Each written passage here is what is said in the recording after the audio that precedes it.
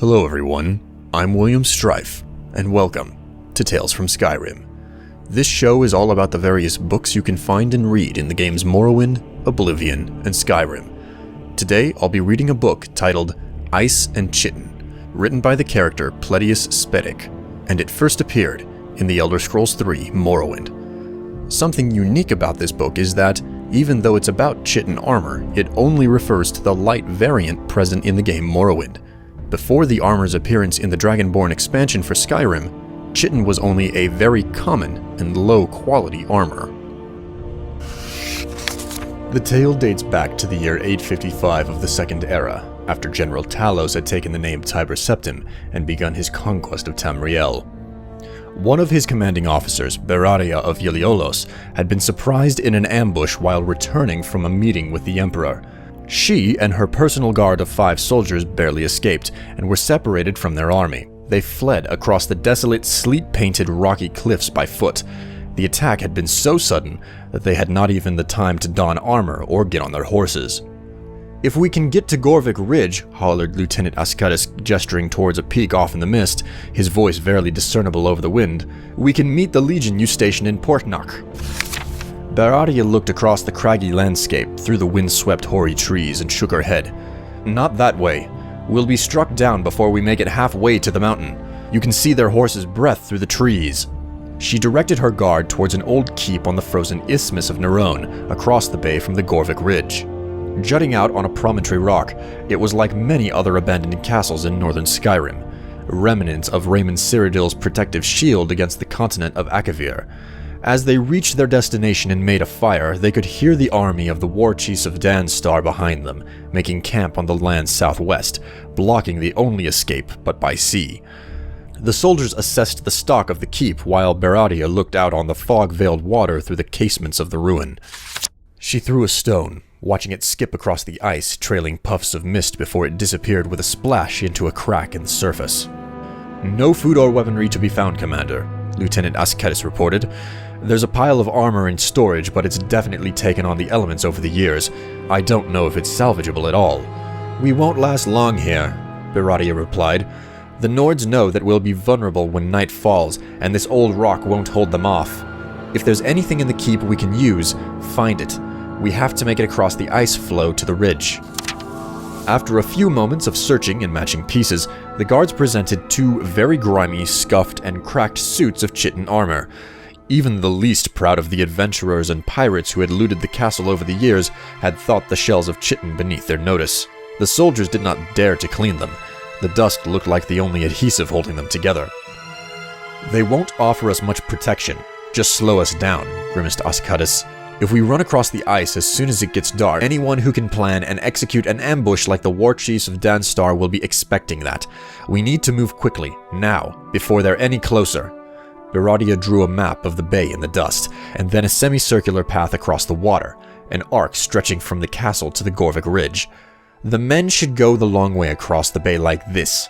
The ice is thick there, a ways from the shoreline, and there are a lot of rocks for cover." "You're not staying behind to hold the castle?" "Of course not." Beradia shook her head and drew a straight line from the castle to the closest shore across the bay. "I'll take one of the chitin suits and try to cross the water here. If you don't see or hear me when you've made it to land, don't wait. Just get to Portnach."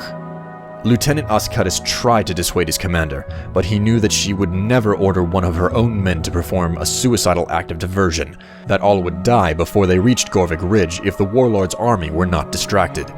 He could only find one way to honor his duty to protect his commanding officer. It was not easy convincing Commander Beradia that he should accompany her, but at last she relented. The sun hung low, but still cast a diffused glow, illuminating the snow with a ghostly light, when the 5 men and 1 woman slipped through the boulders beneath the castle to the water's frozen edge. Beradia and Ascatus moved carefully and precisely, painfully aware of each dull crunch of chitin against the stone. At their commander's signal, the 4 unarmored men dashed towards the north, across the ice. When her men had reached the first fragment of cover, a spiral stone jutting a few yards from the base of the promontory, Beradia turned to listen to the sound of the army above. Nothing but silence. They were still unseen. Ascatus nodded, his eyes through the helm showing no fear. The commander and her lieutenant stepped onto the ice and began to run. When Baradia had surveyed the bay from the castle ramparts, the crossing closest to shore had seemed like a vast, featureless plain of white. Now that she was down on the ice, it was even more flat and stark. The sheet of mist rose only up their ankles, but it billowed up at their approach like the hand of nature itself was pointing out their presence to the enemies. They were utterly exposed. It came almost as a relief when Baradia heard one of the war chief's scouts whistle a signal to his masters. They didn't have to turn around to see the army was coming. The sound of galloping hooves and the crash of trees giving way was very clear over the whistling wind. Baradia wished she could risk a glance to the north to see if her men were hidden from view, but she didn't dare. She could hear Ascaris running to her right, keeping pace, breathing hard. He was used to wearing heavier armor, but the chitin joints were so brittle and tight from years of disuse, it was all he could do to bend them. The rocky shore of the ridge still looked an eternity away when Baradia felt and heard the first volley of arrows. Most struck the ice at their feet with sharp cracking sounds, but a few nearby found home, ricocheting off their backs. She silently offered a prayer of thanks to whatever anonymous cellsmith, now long dead, had crafted the armor. They continued to run, as the first rain of arrows was quickly followed by a second and third.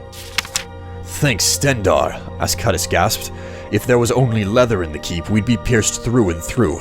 Now if only it weren't so rigid." Baradia felt her own armor joints beginning to set, her knees and hips finding more and more resistance with every step. There could be no denying it. They were drawing closer towards the shore, but they were running much more slowly. She heard the first dreadful galloping crunch of the army charging across the floe toward them. The riders were cautious on the slippery ice, not driving their horses at full speed, but Baradia knew that they would be upon the two of them soon. The old chitin armor could withstand the bite of a few arrows, but not a lance driven with the force of galloping horses. The only great unknown was time. The thundering of beating hooves was deafening behind them when Ascaris and Baradia reached the edge of the shore. The giant jagged stones that strung around the beach blockaded their approach. Beneath their feet, the ice sighed and crackled. They could not stand still, run forward, nor run back. Straining against the tired metal in the armor joints, they took 2 bounds forward and flew at the boulders. The first landing on the ice sounded like an explosive crack. When they rose for the final jump, it was on a wave of water so cold it felt like fire through the thin armor. Ascaris' right hand found purchase in a deep fissure. Baradia gripped with both hands, but her boulder was slick with frost. Faces pressed to the stone, they could not turn to face the army behind them. But they heard the ice splintering, and the soldiers cry out in terror for just an instant. Then, there was no sound but the whining of the wind and the purring lap of water. A moment later, there were footsteps on the cliff above. The 4 guardsmen had crossed the bay. There were 2 to pull Baradia up from the face of the boulder, and another 2 for Ascaris. They strained and swore at the weight, but finally they had their commander and her lieutenant safely on the edge of Gorvik Ridge. "By Mara, that's heavy for light armor." "Yes," smiled Baradia warily, looking back over the empty, broken ice floe, the cracks radiating from the parallel paths she and Ascaris had run. "But sometimes, that is good." Thanks for listening. I hope you enjoyed the story, and if you want to hear more tales from the Elder Scrolls, be certain to let me know. Until next time, though, I'm William Strife, signing out.